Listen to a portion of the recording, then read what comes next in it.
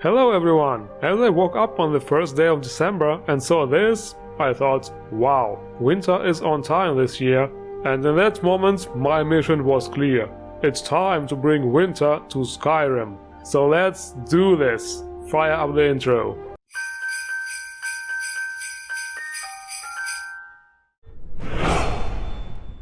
And so it began. First I installed Skyrim Winter Overhaul by ACQ to turn all the landscapes of Skyrim into a cold winterly paradise.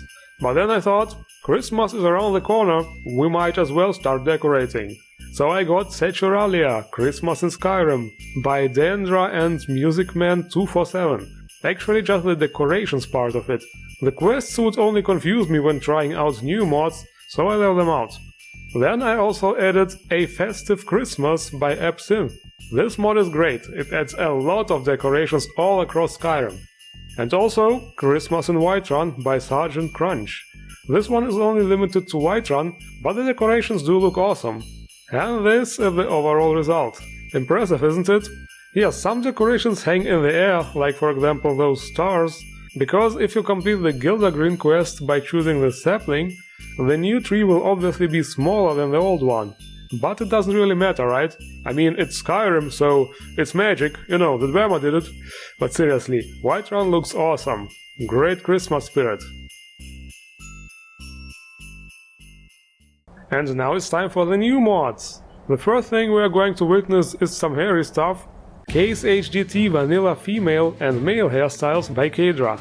Yes, those are actually two mods. And yes, those mods really add HDT physics to all the vanilla hairstyles, including the beast races. There are not that many HDT hair mods out there, especially male ones are really rare. And most of the time those mods include Asian looking hairstyles. So some of you probably say, no, that's not lore friendly, boo! But with this mod everyone should definitely be satisfied. It's actually unbelievable how long it took for somebody to do this. This is however not a replacer, so the NPCs will still have their stiff hairs. Somebody should really make a replacer of this mod. I mean, it might be performance costly if really every NPC has hair physics, but hey, Fallout 4 can handle it easily, so who knows. Next, there is an interesting mod with a somewhat different view on Skyrim's landscapes. Dark Forests of Skyrim, David's Trees Edition, by Möbius Belmont. Obviously I recorded this without the winter mods. This mod is supposed to add much more trees and also tree variations to Skyrim, and make the forests more dense and foresty. I'm saying supposed because, as you can see, some of those comparison shots turned out to be not as good as others. This is the thing with this kind of mods. When you see the screenshots on the mod page, it's like, wow! But those are cherry-picked, and in the actual game I can't know which areas exactly have been modified. So while some areas look much different, in others there's just like one or two new trees. Anyway, this is supposed to be not compatible with Skyrim Floor Overhaul, but I installed it over mine and it didn't overwrite anything. Cool.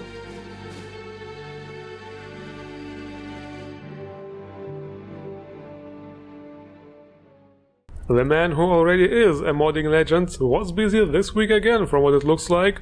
Enemy Bats by Mihail Romanov. We have bats in Skyrim, you know, those swarms which sometimes come towards you in caves. But no fightable bats, so this is what this mod is for. They are not that hard to beat of course, since they are just small animals. I guess it's more for immersive purposes. The next creature mods are Crocodiles. Yeah, this looks awesome. It's so fitting for those hot springs. The way the crocos are chilling there, I don't know, somehow it looks incredibly immersive and lore-friendly. Also, I kinda like reptiles, so here's a personal plus from me for this creature. Fighting them is mandatory. They are based on the slaughterfish, so they won't really attack you. Yeah, you could say those are some really damn chill crocos. Also, if you hit them, they fly away in a really hilarious fashion. And yes, also this fight was disturbed by what seemed all the creatures in Tamriel together. I don't know, seriously. And there's another one! Ogres! Ah, some more old friends from Oblivion. And they also do exist in ESO, of course.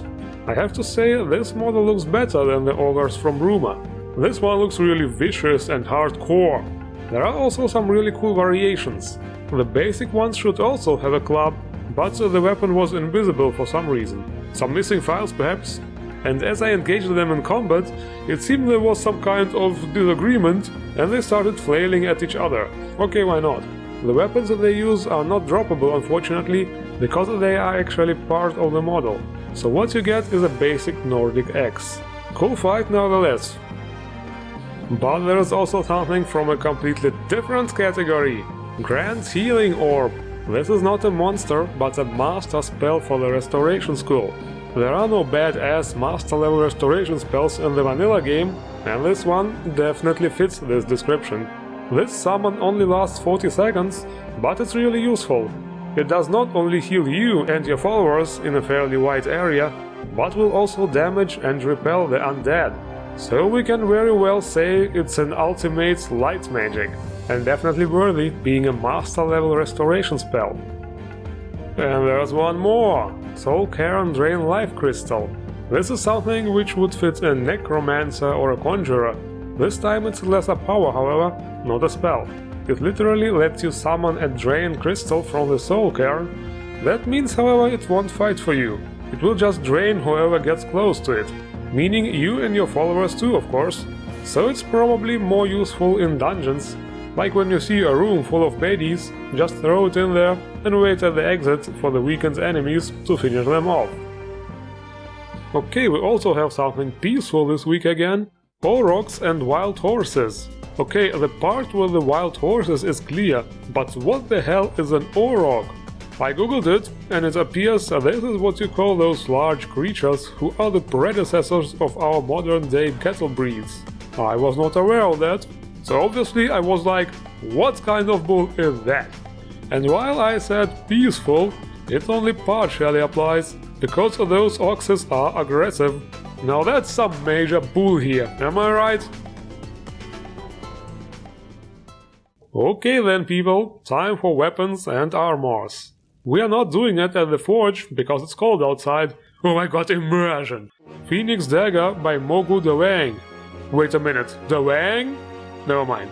So, what we have here is a beautiful animated dagger which suspiciously looks like it might be from Blade and Soul. I played an assassin as a matter of fact, so I recognized the design with the fancy scabbard right away. Then we also have something for our festive theme. Glittering red nose and elk antlers, by the same modder. Those items have nice glowing animations. Looks like we found a new getup for Maxine. Too bad actually, the frog was also damn cool. Well, since we are at it, let's add some candy cane weapons from a Festive Christmas mod. The hat is also from it. Well, I guess we are well prepared for the upcoming celebrations. Since there were no armors on the Nexus, here's something exotic again. BDO Ranger Sylvia by ARBALEST. Another Black Desert Online armor, that's always good. Not much to add to this. Looks good, high attention to detail, fits to the eye color. I think we're set.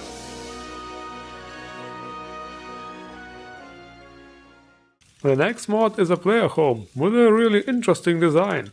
Staff of Shalidor by Haim Projects. Yes, I know it's a staff, but it's also a player home, believe me. First of all, it has a nice animated model with those rotating rings. I bet there's a name for that. Then it can also be used as a weapon, of course. It has a simple sparks effect. However, as you equip it, you can choose to teleport inside of it. Here you will instantly notice those rings again, which creates the feeling of really being inside the staff. And then of course, the unusual architecture. Check this out. There are portals and trapdoors which allow you to use the space on the ceiling and walls. That's so creative. It's kinda like in that prey shooter. You enter a portal and drop sideways into a room, because the gravitation is different there. This kind of stuff just messes up your mind. Simply because this is something completely unknown to us. Since we grow up in a place with only one gravitational force, when something like this happens, the brain just tells us, no, this cannot be right, this is not happening.